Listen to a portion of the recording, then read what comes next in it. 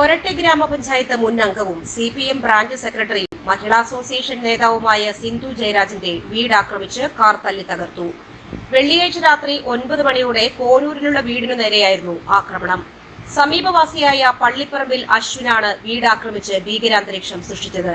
രാത്രി 9 മണിയോടുകൂടി വീടിന്റെ മുന്നിൽ വന്ന് 2 പേരെയും കൊല്ലുമെന്ന് ഭീഷണിപ്പെടുത്തുകയും വീടിന്റെ ജനൽ ചില്ലുകളും കാർ പോർച്ചിൽ കിടന്നിരുന്ന കാറിന്റെ ഗ്ലാസും കാറിന്റെ ടയറുകളും വെട്ടുകത്തി കൊണ്ട് വെട്ടി നശിപ്പിക്കുകയും ചെയ്തു. ജനൽ ചില്ലുകൾ തകർക്കുമ്പോൾ ഭാഗ്യം കൊണ്ടാണ് വീടിനകത്തുണ്ടായിരുന്ന സിന്ധു ജയരാജും മകന്റെ കുഞ്ഞും രക്ഷപ്പെട്ടത്. അശ്വിൻ നാട്ടിലെ പലരെയും ഇത്തരത്തിൽ ഉപദ്രവിച്ചിട്ടുണ്ടെന്നും ലഹരിക്കടിമയാണെന്നും നാട്ടുകാർ പറഞ്ഞു. സംഭവമറിഞ്ഞ സ്ഥലത്തെത്തിയ കൊരട്ടി പോലീസ് അശ്വിനെ പിടികൂടി. ഏകദേശം 5 ലക്ഷം രൂപയുടെ നാശനഷ്ടം ഉണ്ടായതായി സിന്ധു ജയരാജ് പറഞ്ഞു. ഏകദേശം ഒരു 9 മണി കഴിഞ്ഞിട്ടുണ്ടാവും. എൻ്റെ കൂടെ എൻ്റെ വീട്ടിൽ ഒരു 1.5 വയസ്സുള്ള എൻ്റെ മകൻ്റെ കുട്ടി ഉണ്ടായിരുന്നു. ഞാൻ ആ കുട്ടീനെ ഉറക്കാൻ വേണ്ടിയിട്ട് ശ്രമിച്ചുകൊണ്ടിരിക്കുന്ന സമയത്ത് പെട്ടെന്ന് പോളിമെല്ല് അടിച്ചു.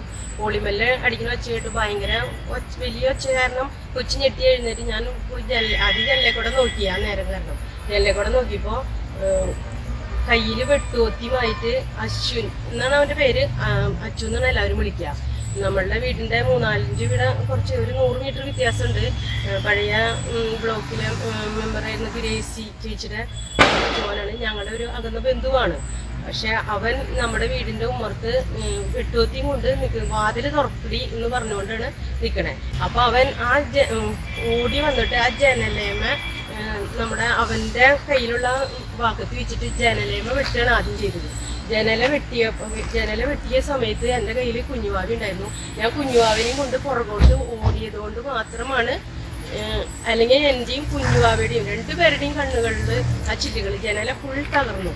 അത് ജനലെ കൂടെ ആദ്യം ഞങ്ങളെ വെട്ടിക്കൊല്ലാനാണ് അവൻ ശ്രമിച്ചത്. അതിന് ബാക്കി നിന്റെ കാറും പോട്ടെ. പിന്നെ അവിടെ അവൻ കുറേ വെട്ടിപ്പൊളിച്ചു. അതിനുശേഷം വീണ്ടും അവൻ ഞാൻ പോലീസിനെ വിളിക്കാൻ ഫോൺ എടുക്കുന്നത് കണ്ടപ്പോൾ ഞാൻ വീഡിയോ പിടിച്ചു. അവൻ കാറ് വെട്ടിപ്പൊളിച്ചപ്പോൾ.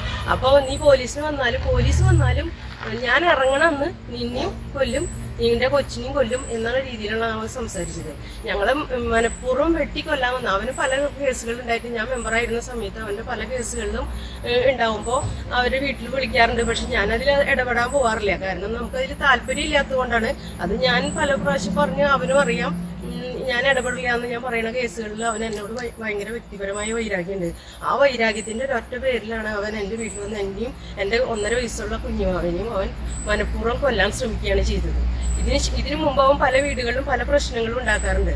അതൊക്കെ അവരുടെ വീട്ടിൽ തന്നെ വാതിലും ജനലോ തല്ലിപ്പൊളിക്കുക, വേറൊരു വീട്ടിൽ പോയി ഇതിനു മുമ്പ് വെട്ടിക്കൊല്ലാൻ പോകുന്ന അതൊക്കെ പല രീതിയിലുള്ള കേസുകളും വീണ്ടും പലവരുമായിട്ട് അത് തീർത്തിട്ടുണ്ടെന്ന് ഞാൻ അറിയാം, എൻ്റെ അറിവിൽ ഞാൻ മെമ്പറായിരിക്കുമ്പോൾ. പക്ഷെ ഞാൻ പറഞ്ഞു കേട്ടിട്ടുണ്ട്, ഇത് എൻ്റെ വീട്ടിൽ വന്ന് എന്നെ കൊല്ലാൻ എൻ്റെ 1.5 വയസ്സുള്ള കൊച്ചിനെ വെട്ടി ജനലെ കൂടെ വെട്ടാനാണ് ശ്രമിച്ചത്. അങ്ങനെ ഒരു അവസ്ഥയിലാണ്. പോലീസ് വന്നതിന് ശേഷമാണ് അവൻ്റെ കയ്യിൽ നിന്ന് വാക്കത്തി മേടിക്കാൻ പറ്റിയത്.